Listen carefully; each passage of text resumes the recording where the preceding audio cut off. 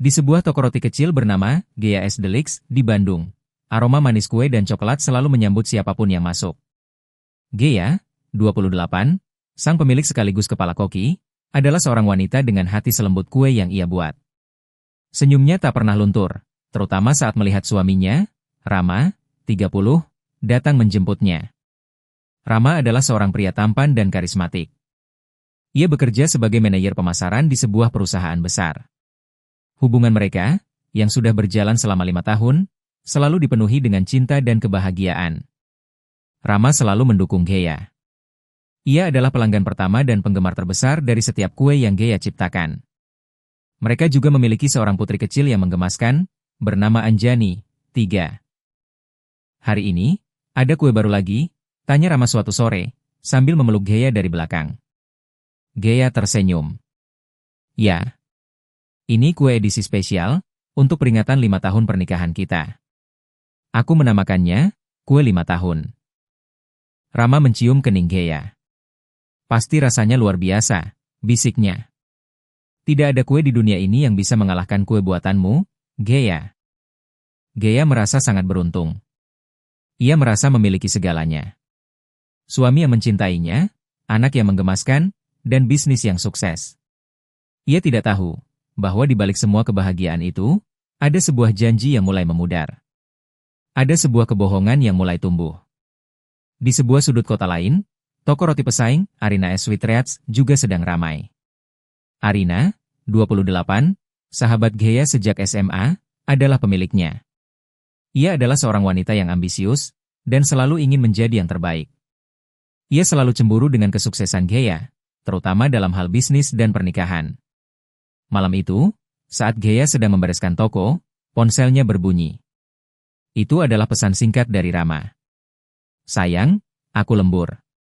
Jangan menungguku, ya. Aku mencintaimu. Gea tersenyum. Ia tidak merasa curiga sama sekali. Namun, di saat yang sama, di sebuah apartemen mewah di pusat kota, Rama sedang duduk di sebuah sofa. Di depannya, duduk Arina. Sampai kapan kita akan begini, Rama? Tanya Arina, suaranya pelan. Rama tidak menjawab. Ia hanya menatap Arina. Ia tidak tahu bahwa di balik keheningan itu, ada sebuah janji yang akan ia hancurkan. Ia tidak tahu bahwa di balik kebohongan itu, ada sebuah pengkhianatan yang akan menghancurkan segalanya. Hari peringatan 5 tahun pernikahan Gea dan Rama terasa begitu hangat. Toko roti, Gea S. Delix, tutup lebih awal. Dan Gea dengan penuh semangat menyiapkan makan malam spesial di rumah mereka. Rama pulang terlambat, tetapi ia membawa seikat bunga mawar putih dan sebuah kotak kecil berisi kalung mutiara.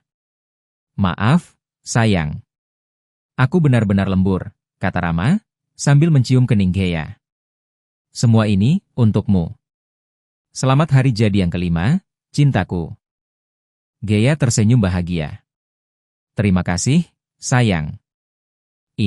Ini kue edisi spesial kita. Kue 5 tahun. Mereka makan malam dengan romantis. Rama bercerita tentang pekerjaannya, tentang klien-klien yang ia tangani, tentang masa depan mereka. Gea, yang mendengarkan, merasa sangat beruntung. Ia tidak tahu bahwa di saat yang sama, di sebuah apartemen lain, Arina juga sedang merayakan kemenangannya. Ia tidak tahu bahwa di saat yang sama, Arina sedang memposting foto dirinya dan Rama di media sosial, namun dengan fitur yang hanya bisa dilihat oleh beberapa orang tertentu. Setelah makan malam, saat mereka sedang duduk di sofa, Gea mengambil ponselnya. Ia menerima sebuah pesan singkat dari nomor yang tidak dikenal. Pesan itu berisi sebuah foto. Gea membuka foto itu, dan jantungnya seolah berhenti berdetak. Di dalam foto itu, ada Rama. Ia tidak mengenakan jasnya. Ia mengenakan kaos polos. Di sampingnya, duduk Arina. Mereka berdua terlihat sangat dekat. Rama memegang tangan Arina, dan Arina bersandar di bahunya, di sebuah apartemen mewah. Pemandangan di belakang mereka sama persis dengan yang ada di latar belakang pesan singkat Rama, saat ia bilang ia sedang lembur. Gea tidak bisa berkata apa-apa. Tubuhnya gemetar. Ponselnya terlepas dari tangannya, jatuh ke lantai. Rama, yang melihat Gea terdiam, merasa ada yang tidak beres. Ada apa, sayang? tanyanya. Gea tidak menjawab. Ia hanya menatap Rama. Air matanya menetes.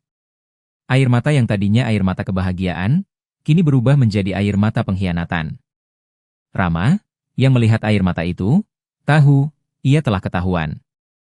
Ia tahu, kebahagiaan mereka telah hancur. Gea tidak bisa berkata apa-apa. Ia hanya menatap Rama, air matanya terus mengalir. Rama, yang melihat ponsel Gea di lantai, tahu, kebohongannya telah terungkap. Ia mencoba meraih ponsel itu, tetapi Gea menepisnya. Siapa dia, Rama? Tanya Gea, suaranya bergetar. Siapa wanita itu? Rama terdiam. Ia tidak bisa berbohong lagi. Ia tidak bisa memanipulasi lagi. Sayang, dengarkan aku, bisiknya. Aku bisa jelaskan. Ini bukan seperti yang kamu pikirkan. Bukan seperti yang aku pikirkan? Teriak Gea, suaranya meninggi. Foto ini bohong? Kalian tidak berduaan di apartemen? Kamu tidak bilang kamu cinta padanya? Rama terdiam. Ia tidak bisa membantah. Rama, siapa wanita itu? Tanya Gea lagi, kali ini dengan suara yang lebih pelan. Dia Arina, jawab Rama, suaranya serak. Arina, sahabatmu. Jantung Gea serasa berhenti berdetak. Bukan hanya suaminya yang mengkhianatinya, tetapi juga sahabat terbaiknya. Sahabat yang ia anggap sebagai saudaranya sendiri. Dunia Gea seolah runtuh. Kenapa, Rama? Tanya Gea, suaranya kini dipenuhi dengan keputusasaan. Kenapa? Apa salahku? Aku mencintaimu. Aku selalu ada untukmu. Aku selalu mendukungmu. Aku tidak tahu, Gea, jawab Rama. Aku hilaf. Arina, dia sangat ambisius. Dia terus-menerus membandingkan dirimu dengannya. Dia bilang, kamu tidak pantas mendapatkan aku. Dia bilang, dia lebih pantas. Gea menggelengkan kepalanya. Ia tidak bisa mempercayai apa yang didengarnya. Ia mengambil vas bunga di meja, dan melemparnya ke dinding. Vas itu pecah, serpihannya bertebaran di lantai. Rama terkejut. Ia tidak pernah melihat Gea semarah ini. Keluar, teriak Gea, suaranya dipenuhi amarah. Keluar dari rumahku. Aku tidak ingin melihat wajahmu lagi. Rama, yang ketakutan, mengambil tasnya. Ia pergi, meninggalkan Gea sendirian. Gea duduk di lantai, dikelilingi oleh pecahan vas bunga. Hatinya hancur. Ia kini tidak hanya kehilangan suami, tetapi juga sahabat. Dan ia tidak tahu bahwa pengkhianatan itu hanyalah permulaan dari sebuah rencana balas dendam yang akan menghancurkan segalanya. Pecahan vas bunga berserakan di lantai, mencerminkan hati Gea yang hancur. Ia tidak menangis lagi. Air matanya telah kering, digantikan oleh kekosongan yang dingin. Ia merasa seperti robot, bergerak tanpa emosi. Ia mengumpulkan pecahan vas itu, membersihkan sisa-sisa dari kebahagiaan palsu yang telah ia bangun. Setelah membersihkan rumahnya, Gea kembali ke toko rotinya, GAS Delix. Toko itu, yang selalu menjadi sumber kebahagiaannya, kini terasa asing. Aroma manis kue tidak lagi bisa menutupi aroma pahit pengkhianatan. Ia melihat sekelilingnya, dan menyadari ada sesuatu yang salah. Beberapa pesanan yang tadinya penuh, kini terlihat kosong. Para pelanggannya, yang biasanya ramai, kini tidak terlihat. Di meja kerjanya, ia menemukan sebuah secari kertas. Kertas itu memiliki tulisan tangan yang sangat ia kenal. Tulisan tangan Arina. Gea membuka kertas itu. Isinya bukanlah permintaan maaf. Isinya adalah sebuah pesan yang kejam. Gea sayang, tulis Arina. Kamu pikir kamu bisa mengalahkanku? Kamu salah. Kamu hanya menang dalam hal cinta. Tapi dalam hal bisnis, kamu kalah. Aku sudah mencuri semua resep terbaikmu. Aku sudah mencuri semua pelanggan setiamu. Toko rotiku sekarang jauh lebih sukses dari tokomu. Dan yang paling penting, Rama sekarang bersamaku. Terima kasih atas semua resepnya. Terima kasih atas semua pelanggannya. Terima kasih atas suamimu. Salam, Arina. Tulisan tangan itu bagaikan pisau yang menusuk tepat di jantung Gea. Ia terdiam. Ia tidak bisa berkata apa-apa. Ia menyadari, Arina tidak hanya mencuri suaminya. Arina juga mencuri bisnisnya. Arina telah menghancurkan hidupnya, seutuhnya. Kemarahan yang tadinya dingin, kini membara. Gea tidak lagi menangis. Ia tidak lagi merasa kosong. Ia dipenuhi oleh amarah yang membakar. Ia menatap secari kertas itu, lalu menatap toko rotinya yang sepi. Ia tidak akan membiarkan Arina menang. Ia tidak akan membiarkan Arina menghancurkannya. Ia akan membalas. Dengan cara yang sama, tetapi jauh lebih kejam. Gea, yang dulunya adalah seorang wanita dengan hati selembut kue, kini telah berubah. Ia adalah seorang wanita yang penuh dengan dendam. Ia tahu, ia harus berjuang. Ia harus membangun kembali hidupnya. Dan ia tahu, ia akan membuat Arina dan Rama membayar mahal untuk semua yang telah mereka lakukan padanya. Gea tidak menangis lagi. Hatinya yang hancur kini dipenuhi oleh sebuah tekad yang dingin dan menusuk. Ia menutup toko roti, GAS Deluxe. Aroma manis yang dulu ia cintai, kini terasa pahit. Toko itu, baginya, adalah cerminan dari dirinya yang lama, naif, terlalu percaya, dan mudah dihancurkan.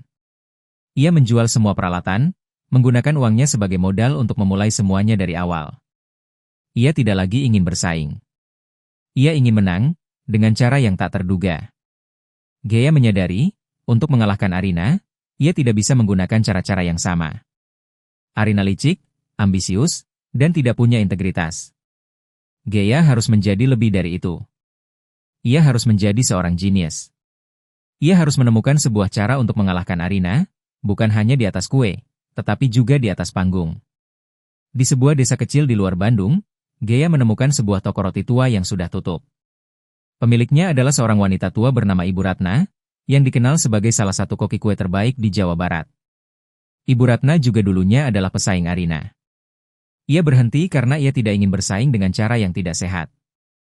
"Aku tahu siapa kau," kata Ibu Ratna, suaranya serak. "Aku tahu apa yang Arina lakukan padamu. Aku tahu apa yang Raka lakukan padamu." Gea terkejut. "Bagaimana ibu tahu?" tanyanya. "Dunia bisnis kue ini kecil, nak," jawab Ibu Ratna. "Aku tahu Arina licik. Aku tahu dia tidak punya integritas. Aku tahu, ia akan melakukan apa saja untuk menang." Gea menceritakan semuanya, dari awal. Ibu Ratna mendengarkan dengan sabar.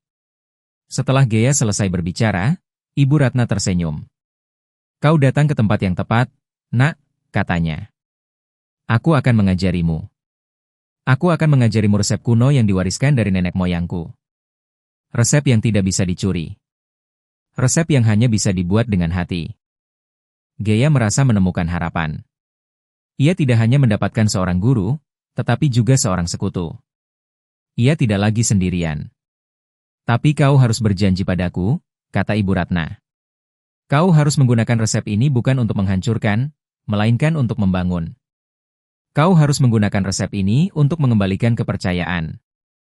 Gea mengangguk. Ia tahu, ia tidak akan membalas dendam dengan cara yang kejam. Ia akan membalas dendam dengan cara yang lebih elegan. Ia akan membalas dendam dengan cara yang lebih manis.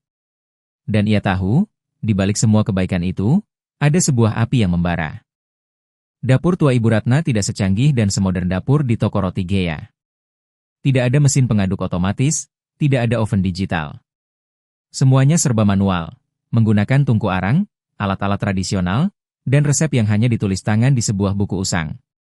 "Membuat kue itu bukan hanya tentang resep, nak," kata Ibu Ratna, suaranya serak namun penuh wibawa. "Membuat kue itu tentang hati. Kau harus bisa merasakan adonanmu. Kau harus bisa berbicara dengannya. Kau harus bisa memberinya jiwamu." Gea, yang terbiasa dengan metode modern, kesulitan. Tangannya terasa kaku, adonannya tidak mengembang, dan kuenya seringkali gosong. Ia frustrasi, namun ia tidak menyerah. Setiap kali ia merasa ingin menyerah, ia mengingat wajah Rama dan Arina. Ia mengingat pengkhianatan mereka, dan amarah itu menjadi bahan bakar untuknya. Ibu Ratna adalah seorang guru yang keras. Ia tidak pernah memuji Gea. Ia selalu mengkritik, menunjukkan setiap kesalahan, dan memaksa Gea untuk mengulanginya. Lagi, teriak Ibu Ratna, saat kue buatan Gea tidak sempurna. Sampai kau bisa merasakannya. Gea mengulanginya, lagi dan lagi, hingga tangannya terasa pegal dan adonannya terasa dingin. Di tengah semua itu, Gea belajar. Ia belajar tentang kesabaran, tentang ketelitian, dan tentang dedikasi. Ia belajar untuk tidak hanya mengikuti resep, tetapi juga untuk merasakannya. Suatu malam, saat Gea sedang begadang, Ibu Ratna datang. "Mengapa kau tidak tidur?" tanyanya. Aku tidak bisa," jawab Gea. "Aku tidak bisa merasakannya. Aku tidak bisa merasakan adonan ini." Ibu Ratna tersenyum. "Kau harus membiarkan hatimu yang berbicara, Nak," katanya. "Bukan dendamu. Kau harus membiarkan jiwamu yang menuntunmu. Dendamu akan membuat kuemu pahit." Gea terdiam. Ia memejamkan mata, memikirkan kata-kata Ibu Ratna. Ia memejamkan mata, dan ia memikirkan Ratih, putrinya. Ia memikirkan cinta yang tulus yang ia rasakan untuk putrinya. Dan tiba-tiba, ia merasakannya. Ia merasakan adonan itu, ia merasakan jiwanya mengalir ke dalam adonan itu. Ibu Ratna mengangguk. "Kau berhasil," bisiknya. "Kau telah menemukan rahasianya. Kau telah menemukan dirimu sendiri." Gea tersenyum. Ia kini adalah Gea yang baru. Ia adalah seorang koki kue, yang tidak hanya bisa membuat kue yang enak, tetapi juga bisa membuat kue yang memiliki jiwa. Setelah berbulan-bulan menjalani pelatihan yang berat, Gea akhirnya siap. Ia tidak lagi kembali ke Bandung. Ia membuka toko roti barunya di sebuah lokasi yang berbeda, di sebuah jalan kecil yang jauh dari toko roti Arina. Ia tidak ingin lagi terlihat sebagai Gea yang lama, yang naif dan mudah dihancurkan. Ia adalah Gea yang baru. Toko roti itu ia namai Phoenix Bakery. Sebuah nama yang ia pilih sebagai simbol dari kebangkitan dari abu. Toko itu terlihat sederhana, namun penuh dengan kehangatan. Di etalase, ia memajang kue-kue hasil karyanya, kue-kue yang ia buat dengan resep kuno Ibu Ratna. Kue-kue itu terlihat begitu unik, begitu berbeda, dengan aroma yang begitu menggoda. Pada hari pembukaan, toko itu tidak ramai. Hanya ada beberapa pelanggan yang datang. Namun, di antara pelanggan itu, ada seorang kritikus makanan yang kebetulan lewat. Kritikus makanan itu, yang bernama Bapak Daniel, tertarik dengan kue-kue unik Gea. Ia membeli salah satunya, dan memakannya. Setelah memakannya, matanya membelalak. Ini luar biasa," gumam Bapak Daniel, suaranya dipenuhi dengan kekaguman. Rasa ini tidak bisa didapatkan dimanapun." Bapak Daniel kembali ke tokonya. Ia menulis sebuah ulasan yang luar biasa tentang Phoenix Bakery. Ia menyebut kue-kue Gea sebagai kue yang memiliki jiwa. Ulasan itu menyebar dengan cepat di media sosial. Keesokan harinya, toko Gea langsung dipenuhi dengan pelanggan. Orang-orang mengantri panjang, ingin mencoba kue Phoenix Bakery yang legendaris itu. Gea, yang sibuk di dapur, tersenyum puas. Ia tahu, rencananya telah berhasil. Di toko roti Arina, Arina melihat berita tentang Phoenix Bakery di media sosial. Wajahnya yang tadinya dipenuhi kepuasan, kini berubah menjadi khawatir. "Siapa Gea?" "Siapa? Phoenix Bakery?" gumamnya. Ia memerintahkan timnya untuk membeli kue itu. Setelah mencobanya, ia terkejut. Kue itu memiliki rasa yang begitu unik, begitu kuat, begitu berbeda. Arina tahu, ia punya saingan baru. Dan ia tahu, saingan itu bukan saingan biasa. Arina, yang merasa terancam dengan kesuksesan Phoenix Bakery, tidak tinggal diam. Ia mencoba untuk meniru kue Gea, tetapi sia-sia. Rasa kue itu begitu unik, begitu kuat, begitu berbeda. Arina tahu, ia tidak bisa mengalahkan Gea dengan cara biasa. Ia harus menggunakan cara yang kotor. Malam itu, Arina duduk di apartemen mewahnya bersama Rama. Ia melihat ponselnya, yang dipenuhi dengan berita tentang kesuksesan Phoenix Bakery. "Rama," panggil Arina. "Aku butuh bantuanmu." Rama, yang kini menjadi manajer di Arina Sweet Treats, menatap Arina. "Bantuan apa?" tanyanya. "Aku ingin kau menyusup ke Phoenix Bakery," bisik Arina. Cari tahu resepnya. Curi resepnya. Rama terkejut. Arina, itu tidak benar, katanya. Kita tidak bisa melakukan itu. Tidak benar? Arina tertawa sinis. Aku kehilangan semua pelangganku. Aku akan bangkrut. Kamu mau kita hidup di jalanan? Rama terdiam. Ia tidak punya pilihan. Ia harus membantu Arina. Ia harus melakukan apa yang Arina minta. Ia adalah seorang pria yang terperangkap dalam jaring ambisi dan kebohongan yang ia ciptakan sendiri. Keesokan harinya, Rama pergi ke Phoenix Bakery. Ia menyamar sebagai seorang pelanggan, mencoba untuk mengamati Gea, mencoba untuk mengamati dapurnya. Namun, Gea tidak ada di sana. Yang ada hanyalah 2 orang karyawan baru. Rama terkejut. Maaf, Bapak, kata salah satu karyawan. Apakah ada yang bisa saya bantu? Rama menggelengkan kepalanya. Saya hanya ingin membeli kue. Rama membeli kue itu, dan kembali ke apartemennya. Ia tidak menemukan apa-apa. Ia tidak bisa menyusup ke dalam dapur Gea. Di saat yang sama, di sebuah ruangan kecil di belakang toko roti Gea, Gea sedang menonton layar komputer. Layar itu menampilkan sebuah kamera tersembunyi yang terpasang di toko roti Arina. Gea tersenyum. Ia tahu, Arina akan mencoba. Ia tahu, Arina akan mengirimkan seseorang. Arina, bisik Gea, suaranya hanya terdengar di dalam kepalanya. Kau pikir kau bisa mengalahkanku dengan cara yang kotor? Kau salah. Aku tidak hanya membangun toko roti. Aku juga membangun jebakan. Di tangannya, ia memegang sebuah buku usang. Buku itu adalah buku resep kuno Ibu Ratna. Buku itu, baginya, adalah senjatanya. Senjata yang akan ia gunakan untuk menghancurkan Arina. Gea tidak hanya puas dengan menghentikan Rama.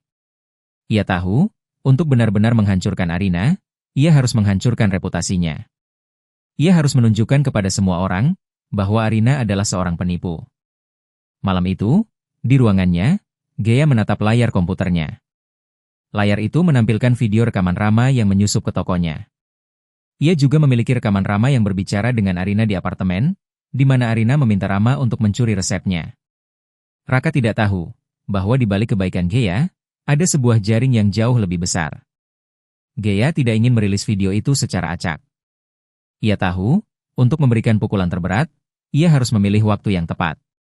Ia tahu, Arina akan berpartisipasi dalam sebuah kompetisi kue nasional, sebuah acara yang akan disiarkan di televisi. Itu adalah kesempatan emas.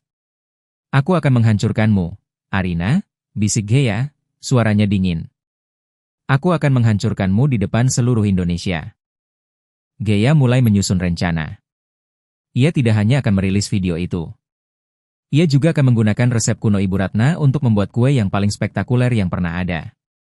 Kue yang akan menjadi simbol dari kebangkitan dirinya, dan kehancuran Arina. Di sisi lain, di toko roti Arina, Arina sedang sibuk menyiapkan diri untuk kompetisi. Ia merasa percaya diri. Ia tahu, ia adalah seorang koki kue yang hebat.